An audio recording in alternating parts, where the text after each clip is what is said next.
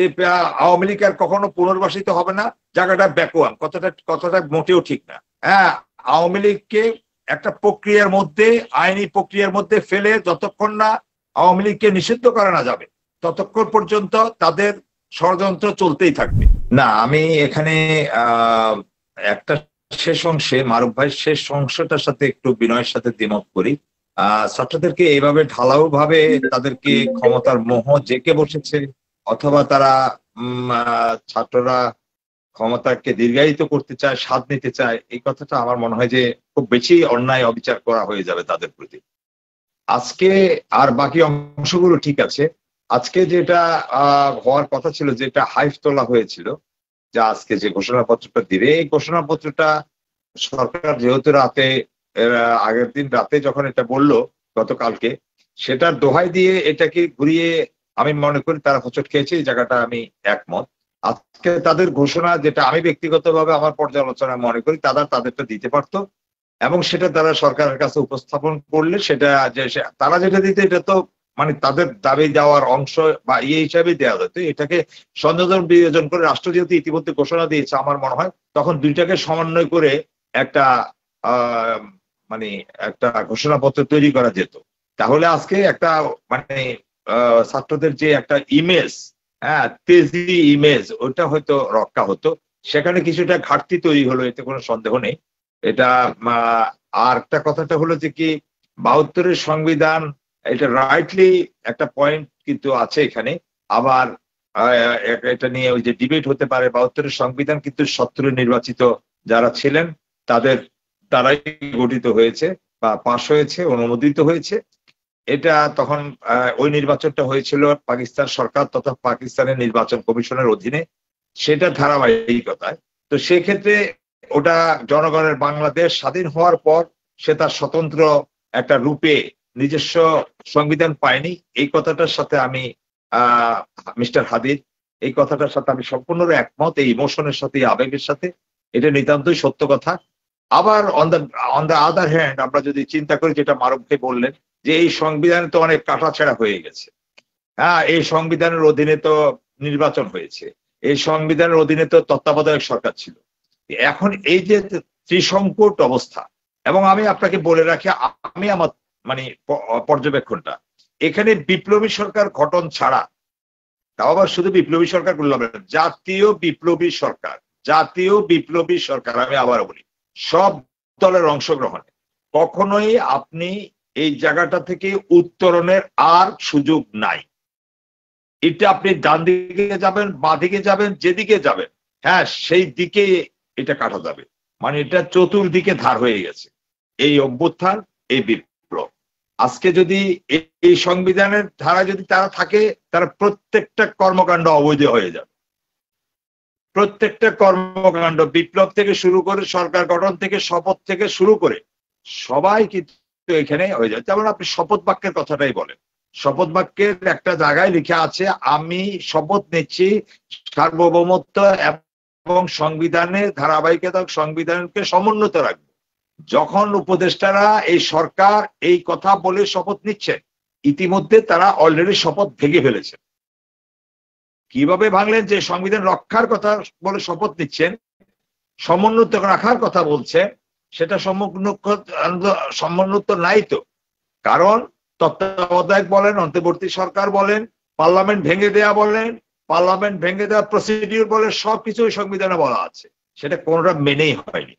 তো সুতরাং মেনে না হলে আপনি পড়ছেন, আমি সংবিধান রক্ষা করতে চাই এবং এটা সমুন্নত করব, কিন্তু আপনি তো সংবিধান অলরেডি ভেঙে ফেলেছেন, ভায়োলেশন করে ফেলেছেন।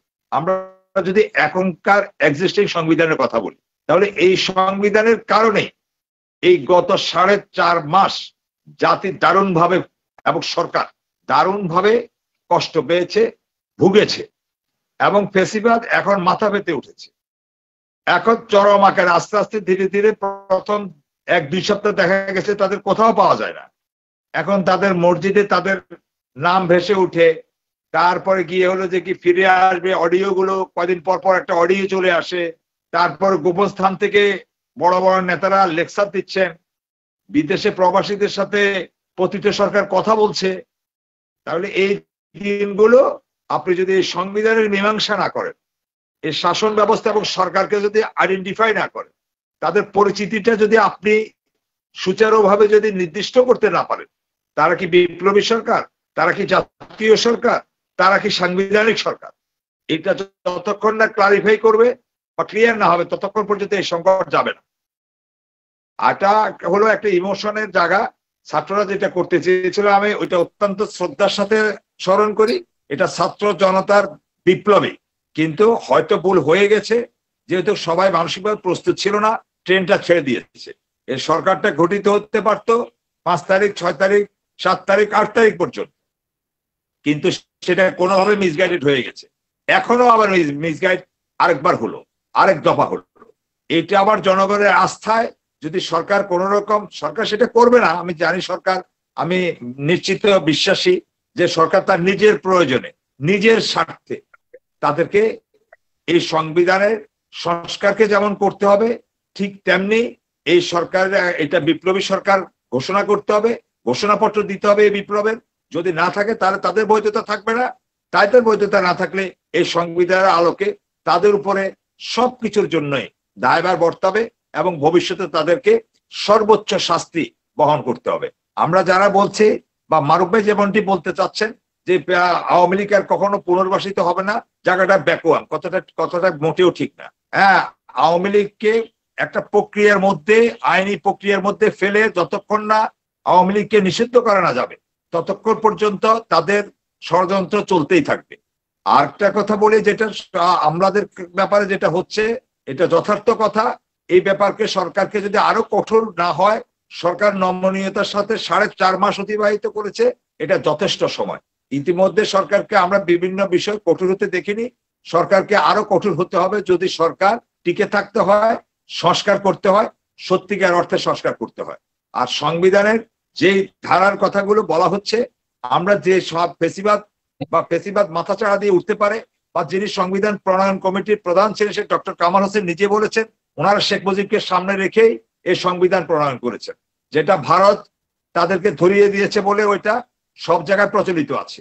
তো সুতরাং সংবিধানের ওই জায়গাগুলো রেখে আমাদের যে মূল ভিত্তি, আমাদের মৌলিক যে অধিকারগুলো সংবিধানের, সেই ধারাগুলো রেখে সংবিধানকে বড় ধরনের একটা সংস্কারের প্রস্তাবনাকে আমি সমর্থন করি।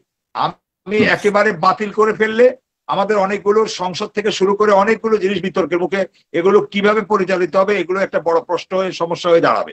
সুতরাং আমরা বিতর্কিত জায়গাগুলোতে না গিয়ে যেগুলো আমাদের সংবিধানের সাথে ম্যাচ করে, হ্যাঁ, যেগুলো আমাদের ইতিমধ্যে সংবিধানের সন্নিবেশিত হয়ে গেছে, ওগুলোকে রেখে একটা বড় ধরনের, আমি আবার শব্দটা ব্যবহার করি, বড় ধরনের সংস্কার হতে পারে। আমি বড় ধরনের সংস্কারের পক্ষে। আজকে তারা প্রেসার দিয়েছে, সরকারের পক্ষ থেকে তারা মেনে নিয়েছে, তারা একটা ঘোষণা করবে, একটা টাইমলাইন দিয়েছে, আমি আপাতত পজিটিভ দৃষ্টিতে দেখি। কিন্তু আজকে ভালো হতো যদি তারা তাদের ঘোষণা অনুযায়ী, জনগণের সে আকাঙ্ক্ষা অনুযায়ী, যারা জনগণ একটা মানে তাদের দিকে একটা ফোকাস ছিল, দৃষ্টি ছিল যে বলবে, তারা ওই জিনিসটা যদি বলতেন তাহলে জনগণ আশা রাখতো। আমি ভাবছি, ওই ভয় পাচ্ছি ওই জায়গায়, আগামীকাল যদি তাদেরকে কোনোদিন পর হয়, মানে আগামী পরশু, 15 দিন পরে, 20 দিন পরে যদি আবার কোনো একটা ডাক দেওয়ার প্রশ্ন হয়, জনগণ তখন কতটা আস্থা রাখবে, আমি ভয় পাচ্ছি ওই জায়গাটাতে। সুতরাং আমার মনে হয় যে তারা এই বিষয়টা আর একটু ভেবেচিন্তে করা উচিত ছিল। আর এখানে অনেক রাজনৈতিক স্টেক হোল্ডার, ভিতরে বড় রাজনৈতিক স্টেক হোল্ডার যারা আছেন সহ, আমার অনেক শক্তি তাদেরকে আজকে এটা থেকে বিরত রেখেছে। আমি মনে করি এটা যেমন ভালো দিক আছে, এটা তেমন মন্দ দিকও আছে, তবে তাদের জন্য মন্দই হলো, জাতির জন্য হয়তো ভালো কিছু হতে পারে। এখনো আমি সেটা আশাবাদী। আপনাকে অনেক ধন্যবাদ। কি বলে আমি পরবর্তী পর্যায়ে বলবো। জি, আপনাকে অনেক ধন্যবাদ। প্রিয় দর্শক, মতামত জানাবেন।